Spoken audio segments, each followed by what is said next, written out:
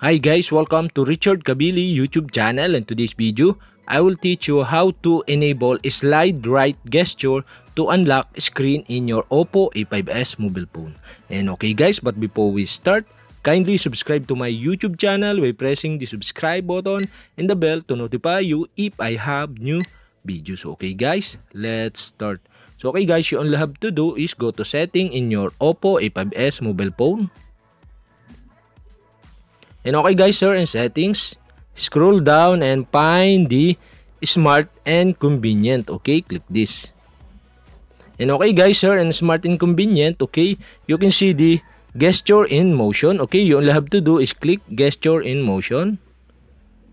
And now here in gesture in motion, okay, you can see the screen of gesture on the top. And okay, you only have to do is click this. And now here in screen of gesture, okay, you can see the screen of gesture switch button. And okay, you all have to do is enable this. And now you can see the more screen of gesture below. And okay, you can see the screen of gesture. Okay, you all have to do is click this.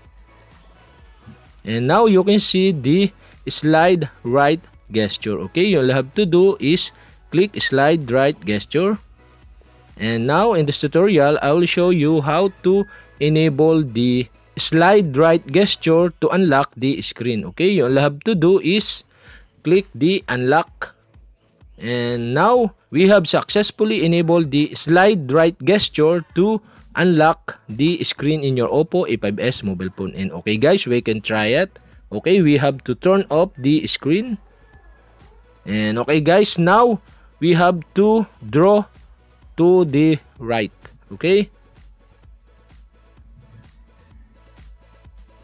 and okay guys, we have successfully enabled the slide right gesture to unlock the screen in your Oppo A5s mobile phone. And okay guys, that's it. And if you have a question, kindly comment below, and don't forget to hit the subscribe button and the bell to notify you if I have new videos. Okay guys, thank you for watching.